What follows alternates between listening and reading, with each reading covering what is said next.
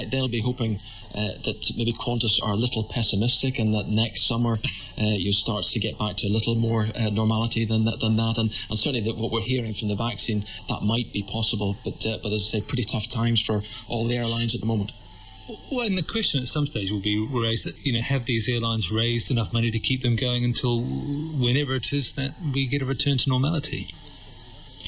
Well, they've certainly done a pretty good job in the UK. IAG and EasyJet have managed to do clever activity on their balance sheet, doing sale and lease back of their planes, cutting costs, raising money from shareholders. So they've been able to do that without recourse to the government, unlike many of their global peers.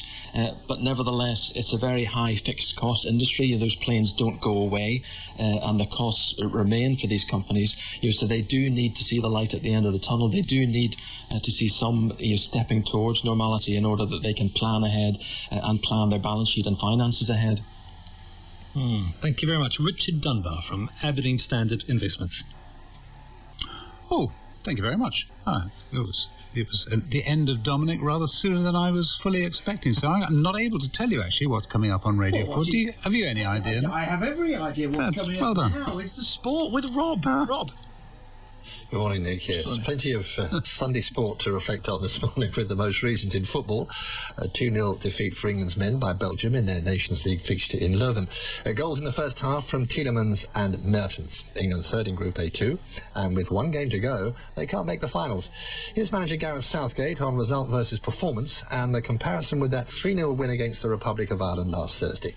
We're always disappointed to lose, but I've got to balance that because I think today we were better than we were at Wembley. But I'm so impressed with the performance of the players. We've learned a lot about a lot of players, not only their ability but their mentality. I take a lot of positives from it, although of course we don't want to lose football matches. Defeat also for Scotland to follow their jubilation of last Thursday. 1-0 in Trnavana against Slovakia, but they remain top of Group B2. So in Group B4, do Wales after a 1-0 win against Ireland. David Brooks the scorer. Wales 10 games unbeaten and now led by assistant manager Rob Page in the absence of Ryan Giggs. Here's Wales' newly installed captain Gareth Bale. It's been fine, everything's carried on as normal, and there's been no drop in standards, nothing. So yeah, the boys have been great, the Pagey's been great as well, so yeah, everything's going good. A defeat after taking the lead for Northern Ireland in Vienna. They're bottom of Group B1 after losing 2-1 to Austria. The American Dustin Johnson has won the US Masters at Augusta by 5 shots. Rory McIlroy was the best placed player from the UK. He was in 5th place. Here's correspondent Ian Carter. Johnson said it felt like a dream to have defending champion Tiger Woods put the famous green jacket on his shoulders. It was a perfect fit after the champion played dreamlike golf to secure his 2nd major and 1st Masters title. Despite bogeys at the 4th and 5th, which offered hope to the chasers, the world #1 unflappably collected 5 birdies in a closing 68. It left him 20 under par, the lowest Masters total by 2 and 5 shots clear. Cam Smith shared 2nd place with Sung Jae Im, the Australian Smith becoming the first player to break 70 in all 4 rounds at Augusta. That's some record, but it paled compared with the standard set in Johnson's commanding performance. No surprise about Lewis Hamilton's record equalling 7th F1 Drivers' World Championship title. It was finally confirmed with his victory in the Turkish Grand Prix. Here he is with some inspirational advice. This is way, way beyond our dreams, and I think it's so important for kids out there to hopefully see this and know that don't listen to anybody that tells you you can't achieve something extremely impossible, and speak it into existence. And you've got to work for it, you've got to chase it, and you've got to never give up and never doubt yourself. Plenty more on Hamilton later. Details, meanwhile, of Adam Peaty's new world record in the pool and of Rafael Nadal's strong start in the ATP finals on the BBC Sport website. So to the tips, both were meeting at Leicester this morning. 12:30, number 3, Foom, and in the 3:30, number 5, Shantung. Rob, thank you. I'm so sorry I forgot about your existence. It was very, very temporary.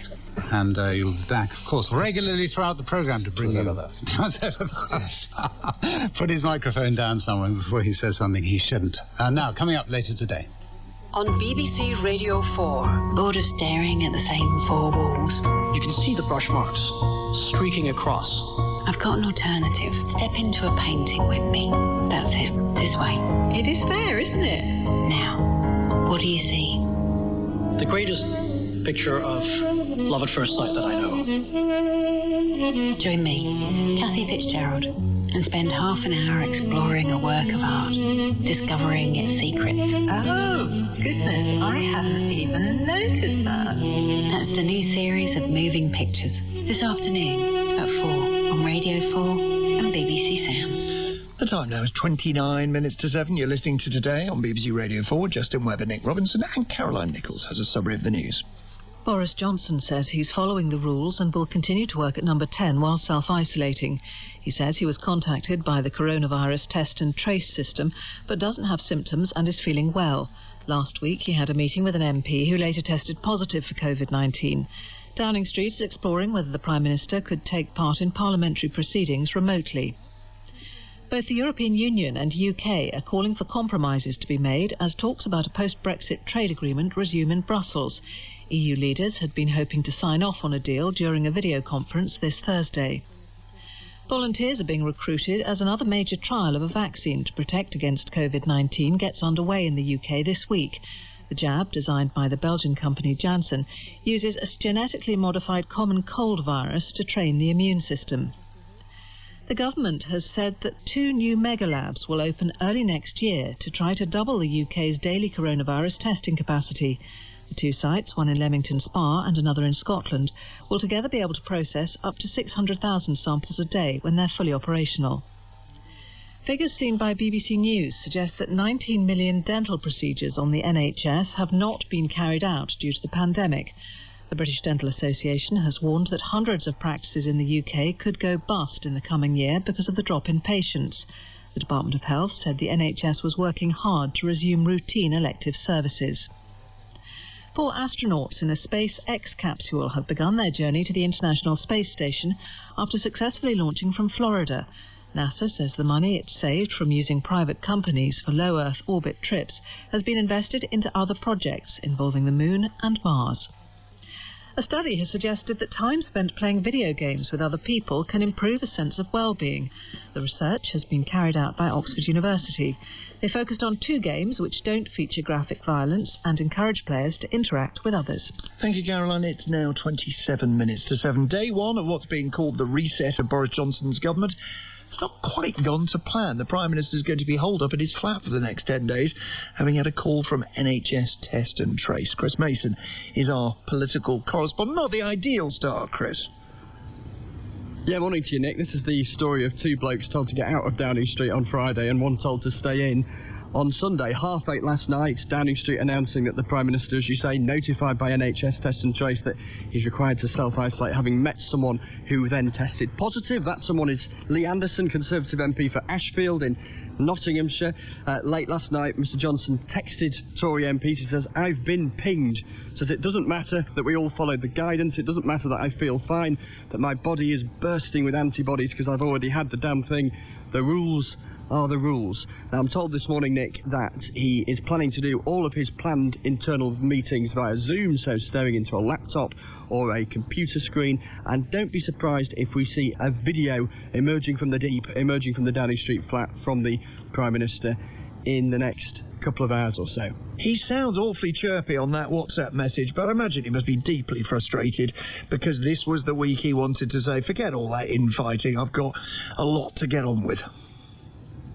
Yeah, this was meant to be the reset moment. You know, if you think office politics is a bit much at your place, Downing Street, in the last couple of weeks, there's been those excoriating accounts, hasn't there, over the weekend of the volcanic disputes and disagreement and dysfunction. And this was meant to be the moment where they sort of marched forward, that kind of sense of, you know, a bit like the kebab shop that shoves up one of those plastic under new management signs after they've had a recent visit from Environmental Health. Now, they emphasised, the advisers who are still in number 10, that this was always the Prime Minister's agenda, fighting coronavirus, quote-unquote, levelling up, but they were, without question, wanting to spring out after all of the events of last week and talk about how the Prime Minister would meet Northern Conservative MPs who've been grumbling about the north of England being forgotten, chairing key coronavirus meetings, meeting with the Chancellor to talk about the spending review, a 10-point plan. Governments love 10-point plans, don't they, to talk about the environment and so-called green jobs. Now, they emphasise they will still try and do that, but clearly it's not as easy when you're stuck in Downing Street trying to get the laptop to work as opposed to being out and about, meeting people on telly and trying to move things on from what has undoubtedly been an incredibly bumpy last week or so. Some people might be a little bit puzzled, Chris, by the rules. I think Justin may pursue this in a second with our medical editor. You do have to isolate even if you've had it. You do have to isolate even if you've had it, yeah, because there is the sense that you still might be able to get enough of it, either to get it again or to have enough of the stuff, viral load, I think Fergus will call it, in order to pass it on. One or two people have also pointed to the Facebook photo of Mr. Johnson and Mr. Anderson and said, you know, were they following the rules? Downing Street insists that yes, they were. They were stood some distance apart, difficult to tell whether it was 2 metres apart, not wearing face masks, but I guess they were in a workplace where people don't always wear face masks. Downing Street insisting it is a COVID-secure environment, even if it's managed to get into the building yet again. Chris Mason, thank you very much indeed. Your kebab shop metaphor gives us a searing insight into how you spend your time when not at work. 23 minutes to 7, and let us turn to Fergus Walsh, our medical editor, because another coronavirus vaccine enters clinical trials in the UK today. We'll talk about the Prime Minister and his difficulties in a second, Fergus, but let's start with the vaccine trial. What is it, and how quickly, if it works, would we get it? Okay, so this is the Janssen vaccine. That's a Belgian pharmaceutical. It's the third big phase 3 trial to be conducted in the UK. 6,000 volunteers here among 30,000 internationally. Now, the vaccine, in simple terms, uses a modified common cold virus, which is combined with the gene for the spike protein, which should build immunity. It's a similar approach, a slightly different viral vector to deliver the payload of this spike protein as used by the Oxford University AstraZeneca vaccine. And people will get 2 doses, 2 months apart. Half will get a dummy or placebo jab. And we should know, obviously it depends on how many people have come across coronavirus in their daily lives, but we should get results within maybe 6 to 9 months. Right, and then presumably it could go into action. Have we bought it, have we? The government has bought it, yes. So if it works, we'll get it.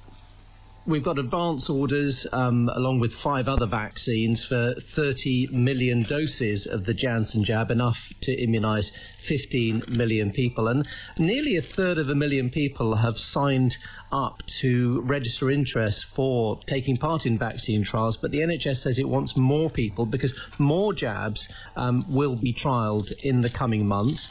And that's because globally we need several coronavirus vaccines, and although we've had one which is potentially successful, the Pfizer BioNTech jab, that hasn't been approved. There's lots we don't know about it yet, and we are going to need lots of vaccines to work if we're going to immunise the world. Word about Boris Johnson, or about someone in Boris Johnson's situation. There are some raised eyebrows about whether it really is necessary. With your medical editor's hat on, it's not just what the rules are. What are the chances that someone who's had it then gets it and passes it on?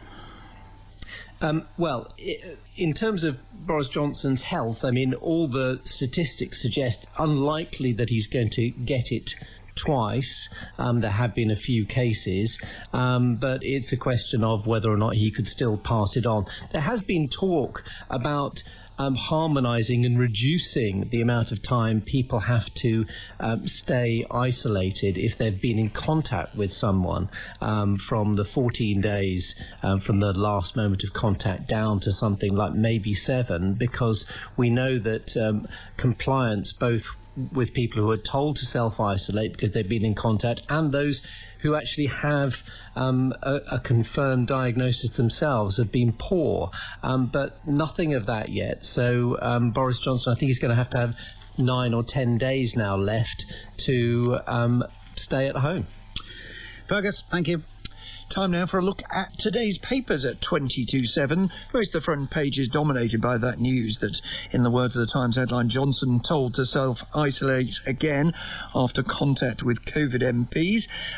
The reason it matters, of course, is not just the inconvenience for him, but the fact that he was about, according to the Times, to release a series of critical announcements over the next 2 weeks as, quote, a clear signal of his ongoing ambitions for the United Kingdom. The anxiety that is felt in Tory circles about the departure of his two key advisers you can see all over the Tory press. Turn to the Telegraph Inside, for example, and the main op-ed piece by Nick Timothy, former chief advisor, of course, to Theresa May. Boris must not betray the voters who made him Prime Minister, he writes. He says the Tories face a remarkably simple strategic choice. Do they want to become the party whose MPs are respectable enough to win back invitations to dinner parties in Islington and Notting Hill, or to make themselves the party of provincial normality? Now, you can just simplify that column with a couple of words from the Sun. They're good at doing this. Flat cap Boris plea is how he puts the story on page 2. Blue wall Tories, that's the ones in the north of England, places that used to be in the red wall, controlled by Labour, have said we need fewer top hats and more flat caps at the court of King Boris. Charges for using roads to fill the £40 billion budget hole is the headline in the Times, and this is its suggestion that Rishi Sunak, the Chancellor, is considering plans to charge motorists for using Britain's roads amid concerns that there's going to be a tax shortfall, a very big one, caused by the switch to electric cars, because, of course, with electric cars, the Treasury doesn't then get the fuel duty or indeed the vehicle excise duty, and those are quite colossal sums of money. So, apparently, there is a Treasury paper. It's on a new national road pricing scheme. It has been presented to the Chancellor. This is separate from the government's announcement, which we're expecting this week. There's going to be a ban on the sale of new petrol and diesel cars from 2030 rather than later than that. But it wants to seize the initiative, and Mr. Sunak is said to be very interested in the idea of national road pricing because the Treasury, of course, needs the money. Times also tells us that you should buy children video games because it could be good for them. This is a study from scientists, researchers at Oxford University that says play can be an activity that relates positively to people's mental health, and regulating video games could withhold those benefits from players. And there's quite a lot of evidence during the lockdown, apparently, that playing video games at least gives some people, some contact with people outside their own house. Just a word for you, if you take a statin and you think you get side effects from it, you're making it up. Not my thought, but the thought that is in plenty of the papers. Side effects of statins are caused by the nocebo response, according to a very big survey which suggests that actually people have it suggested to them that there are going to be side effects. And in fact, those aches and pains that people think they feel when they take statins are the aches and pains of getting older. And just finally, we shouldn't forget photographs on many front pages and the back pages, of course, of Lewis Hamilton after his tearful, extraordinary success in Seventh Heaven, it says on the front page of the Sun, and also pictures of Ray Clements, who died yesterday. Lovely man, and who died of prostate cancer. 17 minutes to 7. Many women are serving long sentences in prison for violent offences, even though they didn't engage in any violence at all. That's the finding of new research which examines the use of what's called joint enterprise, which allows several people to be convicted for the same offence, even if they didn't carry a deadly weapon, weren't actually there. Clive Coleman is the BBC's legal correspondent, can tell us more about this study. How many people are we talking about, Clive? Well, they found 109 women who'd been convicted under joint enterprise. Let me just say, Nick, that this is a very complicated area of law, and it's highly controversial because joint enterprise is a very powerful prosecuting tool, and many believe that it simply lowers the burden of proof for prosecutors, and it allows those who are simply too remote from the crime, so bit part players, or sometimes those who aren't really playing an active part at all, to be swept up, prosecuted and convicted along with the principal offender. And this report is the first one that looks at its effect on those women convicted under joint enterprise. So it finds, as I say, 109 women convicted under it. The majority, 77%, serving lengthy sentences for murder or manslaughter. The average is 15 years. But 90% didn't engage in violence, and in no cases did the women use a deadly weapon, a knife or a bottle. That's the type of implement that was common as a cause of death in those cases. And women are seen as marginal figures in this study, with almost half of them not even present at the scene, and prosecutors are accused of relying on myths and stereotypes, presenting women as feckless mothers, jilted lovers, honey traps, and the researchers say that for women from ethnic minorities, these myths are layered with racist tropes, often involving gangs and alternative lifestyles, and the report calls for a moratorium on the use of joint enterprise for women. Even though, Clive, just a few years ago, the law was tightened, it was narrowed as to who could be caught up in that wide net. It was. There was a case at the Supreme Court, and the test previously had been thought to be really very low. It was a test of foresight. Could you foresee, if we went out in a group, that another member of the group might either kill or cause serious bodily harm? Now, that was seen to be a very low test. The test was raised, so now the Crown Prosecution Service have to prove that there is an intention to encourage or assist somebody. But and that was a door that was effectively opened by the Supreme Court. Campaigners say it was then firmly shut by the Court of Appeal. It was thought that there would be successful appeals. There have been very, very few of those. But the Crown Prosecution Service say, look, that it is the right thing that those who assist or encourage someone to commit a violent crime are prosecuted and punished, and it looks at the individual evidence in each case. Clive Coleman, BBC legal correspondent, thank you very much. 14 minutes to 7, something to mark now. The first operational or routine mission to space with astronauts for the private company SpaceX. It is taking those astronauts to the International Space Centre. It blasted off from Cape Canaveral last night. 6, 5, 4, 3, 2, 1, 0. Ignition. Liftoff. And resilience rises. Not even gravity contains humanity when we explore as one for all. And there's even some applause, all of them trying to give it a kind of sense of drama, but the fact is, it is pretty routine, isn't it? We don't even, well, I haven't mentioned yet the names of the astronauts. Hopkins, Glover, Walker and Noguchi. They're going to stay on the International Space Centre for 6 months. It saves a lot of money for NASA, which they're going to use to spend on their Moon and Mars missions. But this is how routine it is. Mr. Noguchi has already been to space twice before. This is his third mission on a different vehicle. He's been on Soyuz and he's been on shuttle hardware as well. The sound of the countdown. There's still something. It still gets the hairs on the back of your neck, I think. It's 12 minutes to 7. Our main news this morning. Boris Johnson has been forced to self-isolate in Downing Street just as he was planning a busy week focused on the pandemic, the economy, Brexit and tackling climate change. 19 million NHS dental treatments have been missed since the start of the coronavirus lockdown in March, according to data seen by the BBC. The drop in patients could see hundreds of dentists across the UK going bust within the next year. The British Dental Association has written to the Health Secretary, Matt Hancock, warning that without government intervention, this country risks an oral health crisis. Our reporter Dan Johnson has been hearing from one man in Brighton who struggled to get treatment, even though his toothache was affecting his whole face. I started to lose my eyesight in this eye, and the pain started to become excruciating, like I'd imagine acid being poured in the eye. Listen to what toothache did to Tim Miller, and imagine dealing with that much pain. It was a filling that fell out and a tooth that had shattered into pieces, and there was 2 or 3 teeth next to it that had all got together and formed one big abscess, one big infection that had gone right up that nerve into the sinuses and around to the top of the eye, like having somebody pushing in your eye, really, really hard. Permanent stabbing pain on a level that I've never experienced in my life. Tim, 50 years old, wasn't registered with a dentist, but at the start of the first lockdown, losing sight in one eye, he began making calls for help. Probably tried about 10. And eventually I located one, and the best advice they could come up with was, have you tried going private?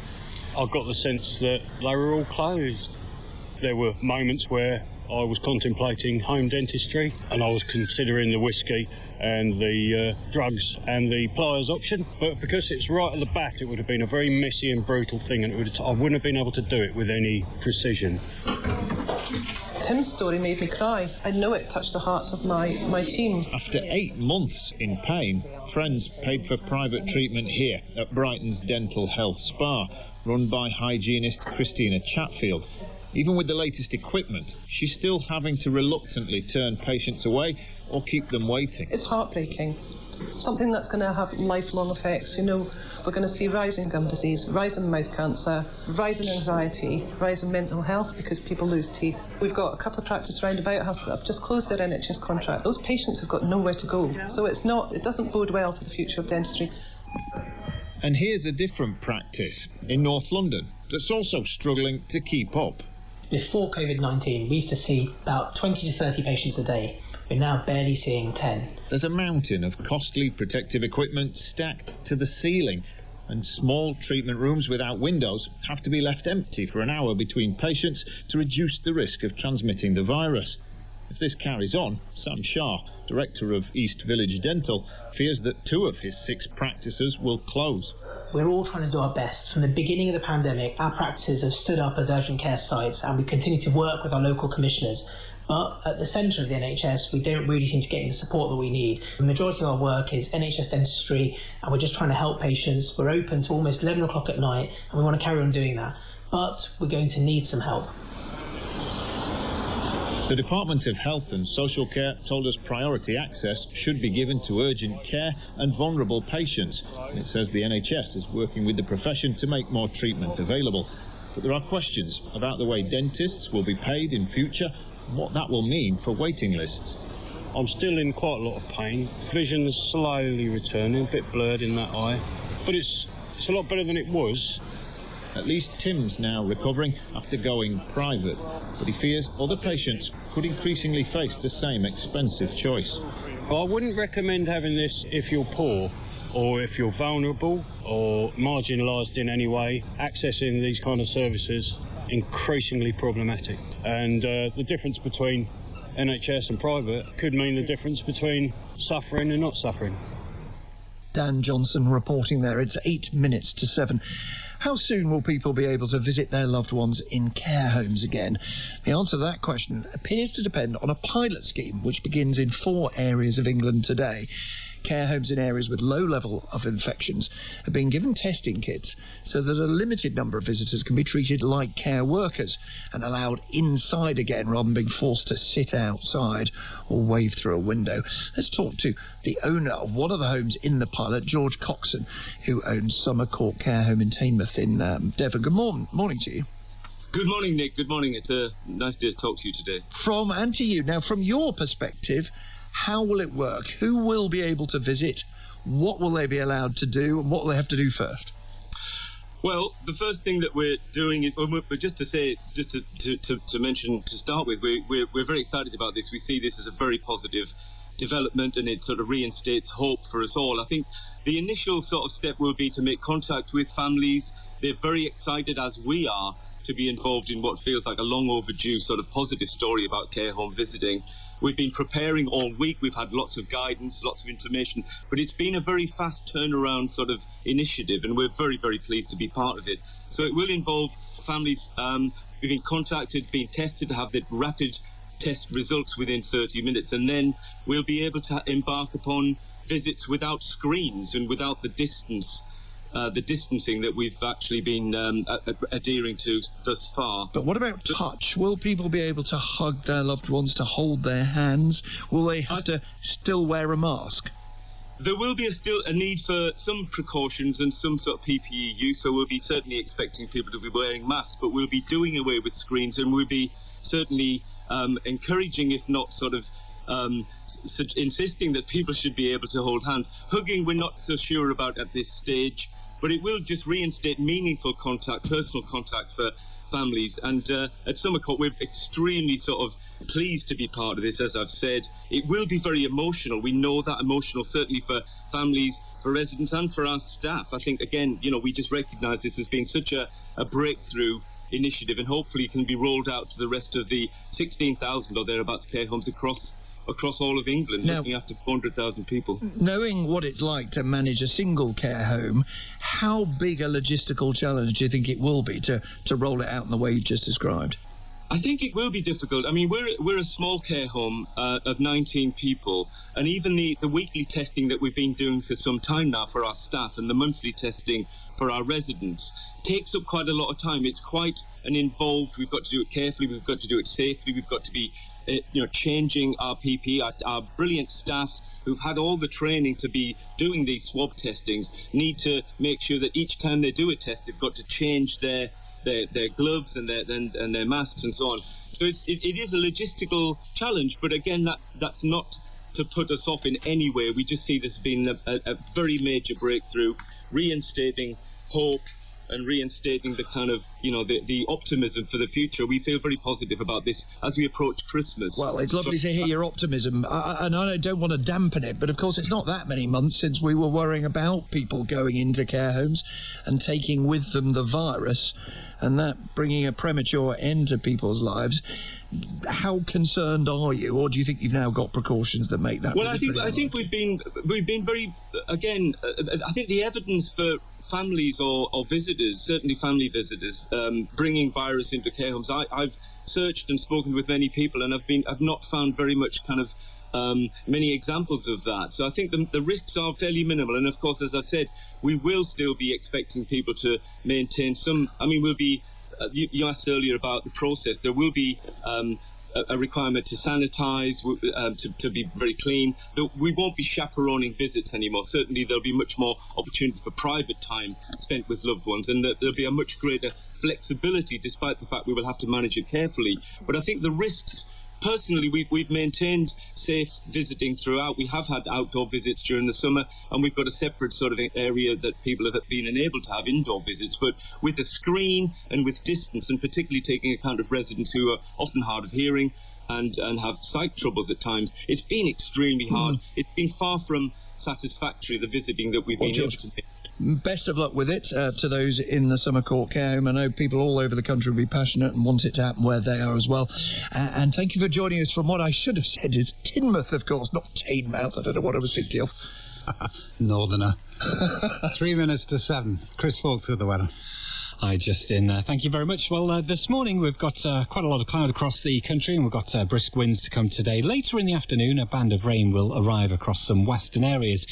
First of all, though, for England and Wales, it is going to be quite a windy day, gusts around 30 or 40 miles an hour, particularly on our western coast. The cloud this morning thick enough to give a few patches of light rain, for example, across parts of northeast England, the Midlands too.